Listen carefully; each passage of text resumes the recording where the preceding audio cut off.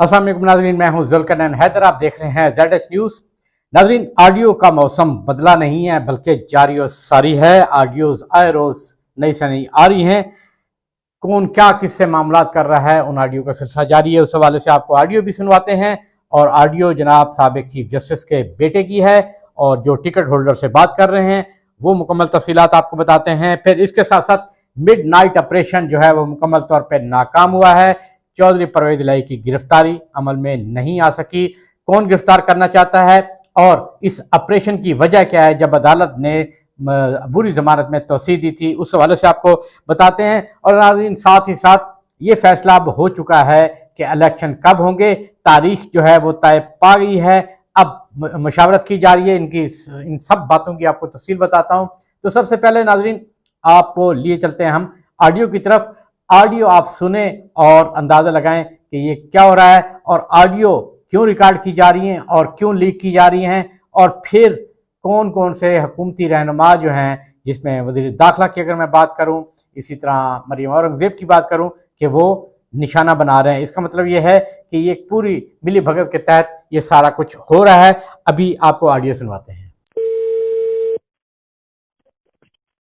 जी sir अस्सलाम वालेकुम। Sir जी sir हाँ जी ये आपके एफर्ट्स सारे रंग ले आए हैं। सर मुझे इन्फॉर्मेशन आ गई हुई है। अच्छा सर। हाँ जी, तो अब बताएं अब क्या करना, क्या अब अभी टिकट तो छपवा रहे हैं, पहले ये छाप देना, ये इसमें लेट ना करें, टाइम बहुत थोड़ा है। बस बाबा को मिलने आ जाए शुक्रिया अदा करने के लिए, और कुछ हाँ नहीं। ऑब्वियसली, क्या सी बात वो कर रहे हैं। वो आ जाएंगे 11 बजे तक ऑफिस, 11 बजे तक ऑफिस आ जाएंगे। उनको टिफिन डालने आ जाए बस। उन्होंने बहुत मेहनत की है, बहुत मेहनत की है। बहुत ज्यादा। अच्छा नहीं, मैं सोचा सी कि पहला अंकल को लावा या शामी टिकट जमा करा के आवा।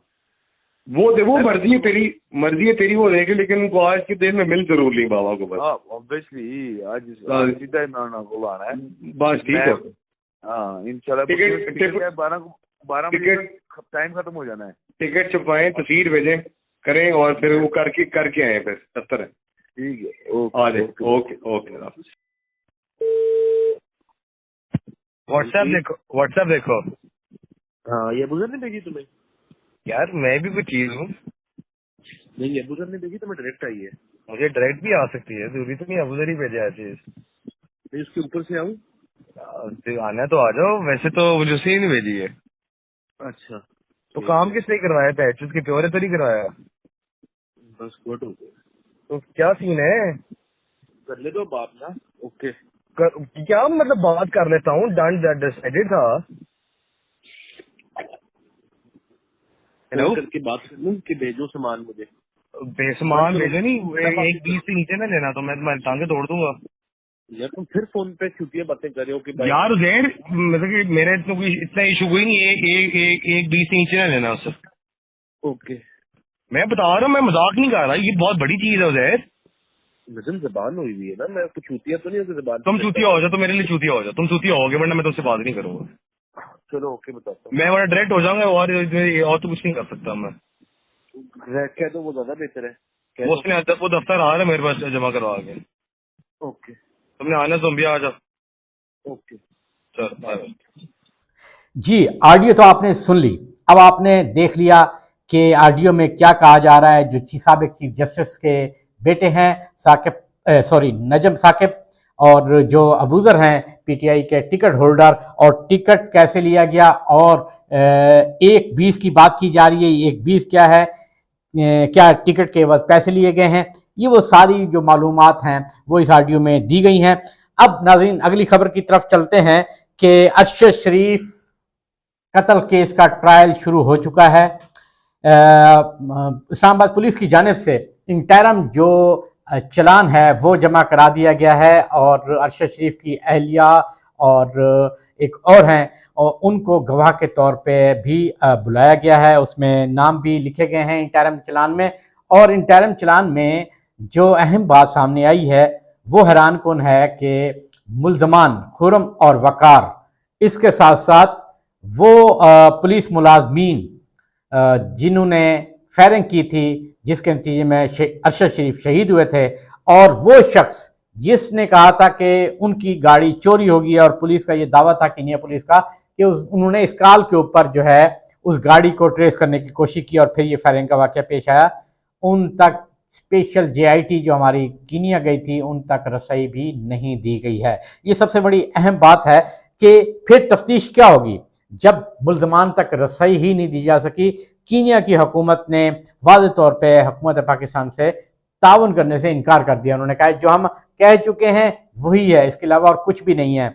इसमें जो बाकी नाम दिए गए उनके हवाले से भी अभी जो खुरम और वकार है उनके हवाले से जो इश्तिहारी उनको करार देने की जो कार्रवाई है वो शुरू की जा रही है, बाज़ाब्ता शुरू हो चुकी है। जैसे ही ये इश्तिहार का अमल मुकम्मल हो जाएगा 30 दिन के अंदर अंदर, उसके बाद FIA इंटरपोल जो है सेक्शन वो हेडक्वार्टर इंटरपोल को लेटर लिखेगा और तमाम जो डॉक्यूमेंट्स हैं वो उसके साथ रखेगा और उनसे रिक्वेस्ट करेगा कि फौरी तौर पे इनके रेड वारंट जारी किए जाएं ताकि इनको गिरफ्तार करके शहीद अरशद शरीफ के केस में शामिल तफ्तीश किया जा सके। अच्छा नाज़रीन, ये अब बात करते हैं मिडनाइट ऑपरेशन की। मिडनाइट ऑपरेशन वो है जो कि चंद अफसरान के दरमियान बातचीत के बाद शुरू किया जाता है और इस बात का फैसला किया जाता है कि चौधरी परवेज़ इलाही को गिरफ्तार कर लिया जाए और फिर उनके खिलाफ एक नई FIR दे देंगे उसके ऊपर, ताकि अगर कल को ये बात आए कि जी वो तो बुरी जमानत पे थे तो हम ये कह सकेंगे जी एक और मुकदमा है उसमें गिरफ्तार किया गया है। अब एंटी करप्शन गुजरांवाला के मुकदमे में उनके घर पर एंटी करप्शन की टीम और पंजाब पुलिस के जवानों ने घर में घुसे, दीवारें फलांग कर, फिर गेट नहीं खुल रहा था तो बख्तरबंद गाड़ी से जो है वो गेट को तोड़ा गया। उसके बाद 25 लोग जो हैं वो गिरफ्तार किए गए हैं जो कि तमाम के तमाम उनके मुलाजमीन हैं। चौधरी परवेज़ इलाही को ढूंढते रहे और चौधरी परवेज़ इलाही गिरफ्तार ना हुए, यहाँ तक के अलग सुबह होगी, यानी 12 बजे का ये ऑपरेशन शुरू हुआ और ये जारी रहा है जी, सुबह 4 बजे तक ऑपरेशन जारी रहा है। और इन तमाम अफराद को गिरफ्तार करने के बाद FIR दे दी गई है। और FIR क्या दी गई है कि इन लोगों ने पेट्रोल बम फेंके हैं, आग लगाने की कोशिश की है, पुलिस पर हमला किया है, पुलिस पर तशद्दुद किया है, ये इल्ज़ामात हैं। और 780 यानी इंसदाद दहशतगर्दी एक्ट के तहत इन पर मुकदमा दर्ज किया जाता है। मुकदमा दर्ज कर लिया गया है। उन 25 अफराद को तो यानी वो तो अब जाएंगे ना जिस्मानी रिमांड पर। अलबत्ता गुज़िश्ता रोज़ी लाहौर हाई कोर्ट ने बुरी जमानत में तोसीह दी थी। आज उसका तहरीरी फैसला भी आ गया जिसमें उन्होंने कहा जी 6 मई तक तहरीरी फैसला, 6 मई दिन 12 बजे तक। अब ये बड़ा अहम सवाल है कि जब सबको पता है कि अब बुरी जमानत में तोसीह हो गई है तो फिर ये क्यों? इसका मकसद ये है अब हुकूमत की जानिब से एक कोशिश की जा रही है कि किसी भी तरीके से चौधरी परवेज़ इलाही को गिरफ्तार करो, चौधरी परवेज़ इलाही को प्रेशर में डालो ताकि वो इमरान खान का साथ छोड़ दे और वो ऐलान कर दे कि जी वो आप इमरान खान के साथ नहीं हैं। हुकूमत को ये है कि चौधरी परवेज़ इलाही का जो इमरान खान के साथ है ये इमरान खान के लिए फ़ायदेमंद है, लिहाजा इसको ख़त्म किया जाना इंतहाई ज़रूरी है।